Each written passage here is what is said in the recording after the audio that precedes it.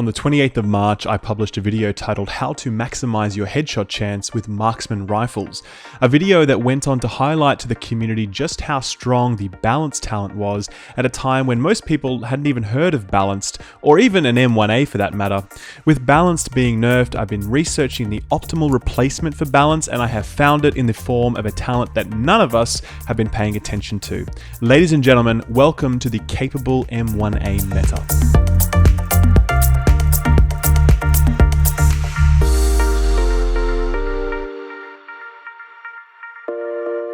Hello and welcome back, it's Skill Up here with another Division video. Today's video is a big one as it establishes what life after balanced may be like for the weapon meta, and the answer is not too different.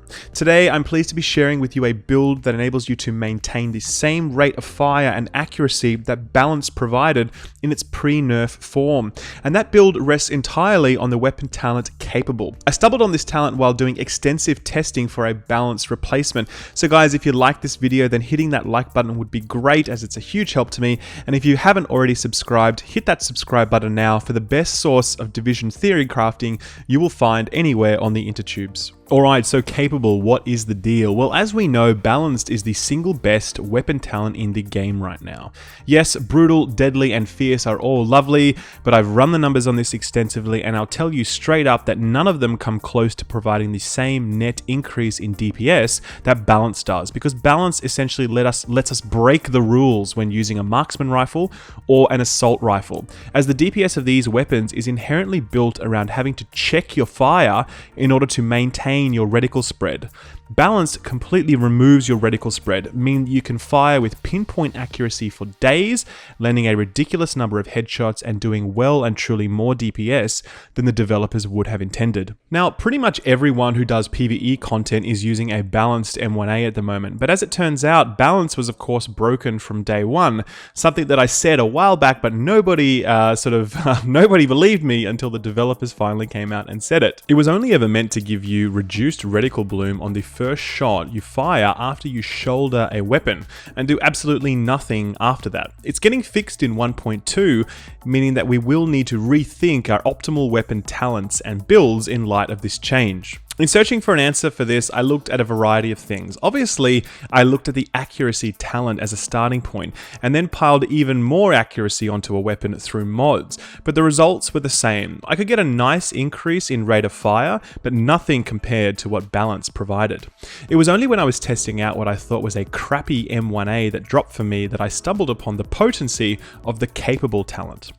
For those of you that don't know, and I didn't know either until recently, but capable is a talent that increases weapon handling for 13 seconds after you use a skill. What does increase weapon handling mean? Well, I had assumed that this increase only related to weapon stability or recoil, but it turns out that it actually relates to accuracy. In fact, it actually completely removes your reticle bloom in exactly the same way that balance does now. It is, in essence, balanced 2.0, although there are a few requirements to make it work, so let's get stuck into those. In order to get the most out of this talent, you're absolutely going to be shooting for 100% uptime, which, believe me, is actually not that difficult to achieve. Now, I've earlier put together a best in slot DPS guide for patch 1.1 that was built around Sentry's Call and electronics, utilizing both smart cover and pulse for a huge increase in potential DPS, well and truly above anything that a firearms build could provide. This build is still highly viable now, and let me give you the spoiler alert on the newly released gear sets. They are not as good as Sentry's Call. Some of them are quite nice, but they are still not as strong as Sentry's Call. So if you're looking for maximum damage, Sentry's Call is still your go-to, which means that my original build, patch 1.1 best in slot DPS, is still valid for patch 1.2. Although now it is of course entirely dependent upon using a marksman rifle in order to gain sentry stacks. So with the electronics requirements of capable and the need to get your abilities to the point where you can use one of them every 13 seconds, this best in slot build that I have already proposed is a perfect fit for the new capable.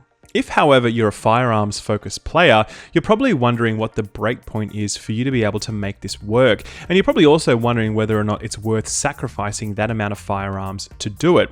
So let me answer the first part. Yes, absolutely. If you are looking to PvE, it is 100% worth sacrificing some firearms to get your electronics to the point where you can use capable on an M1A, because the damage increase that you see from that is just gigantic and will absolutely outweigh anything you could achieve with a firearms build.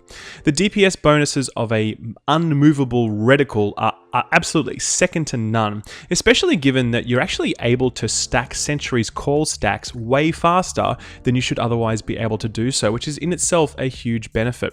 Now, obviously, on the PvP side, this is a very different story. You're really not looking to use an M1A in PvP, so for that perspective, it's not as good. But I will say though that this capable talent also functions the same way for assault rifles, which do see a lot of use in PvP. So if you're interested in sort of achieving this level of reticle accuracy in a PvP context, then yep, you'll absolutely need to hit this requirement if you're electronics.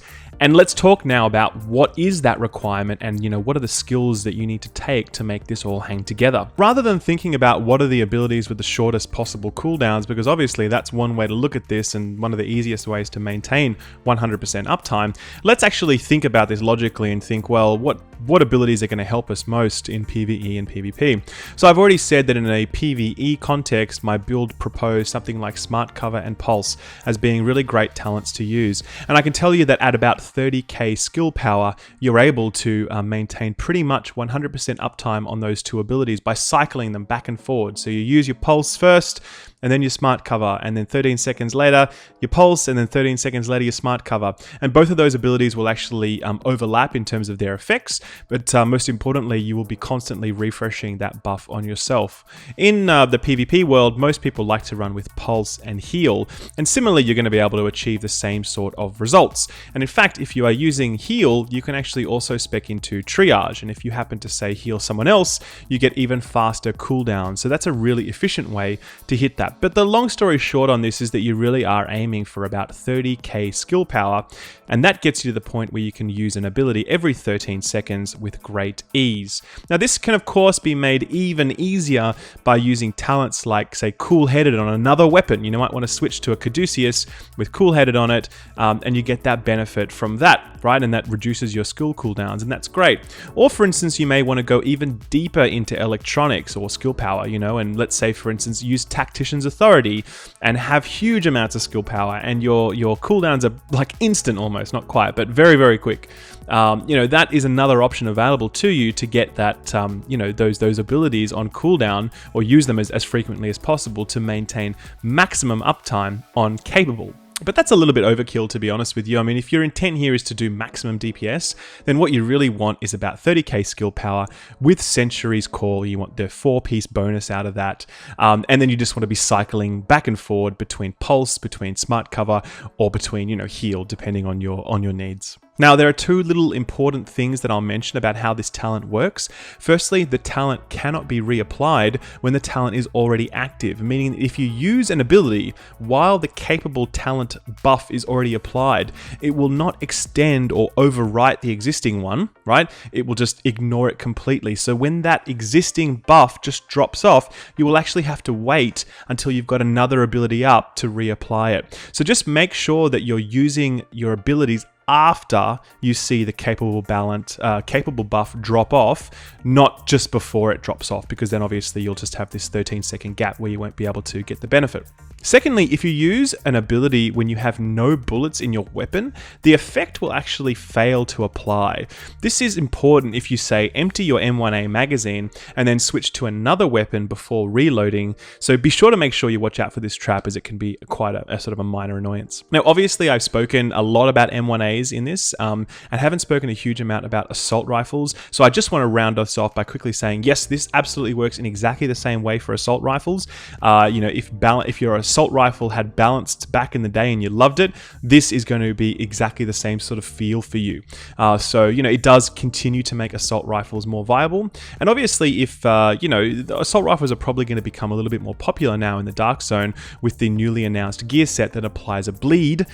So this could be even more important important. You know, if you're able to get a good assault rifle with good rolls and a capable talent, and then you drop your 30k skill power into your build, you're going to see some really fantastic results in PvP. But that's it, guys. That's the build.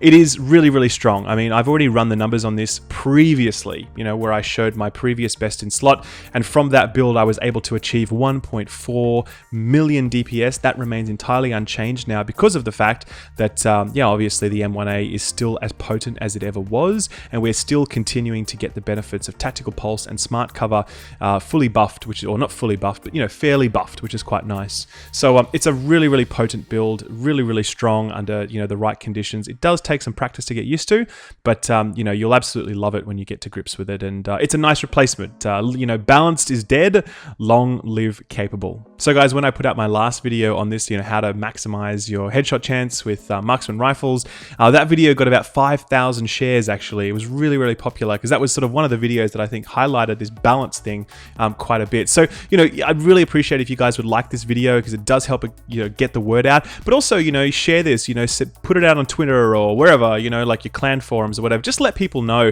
because a lot of people are really worried that their DPS is actually going to be quite nerfed now the balance is gone, particularly in hardcore PvE content like challenge mode incursions. Everyone was really worried that it's going to be tougher to do that without balanced. And I'm just, you know, I really want people to know that you actually will be able to achieve the same DPS so long as you've got capable and you're running the right kind of build. So just be aware of that, and you know, as I said, get the word out as much as possible because I think it will really help people out in a big way. But guys, thank you so much for your time. Thanks for watching. I really hope you enjoyed the video. There's going to be plenty more content from me over the coming days and weeks about 1.2 and how everything's going to be changing, so you could definitely expect that content from me. Until then, guys, take good care of yourselves, and I'll see you in the dark zone. Bye bye.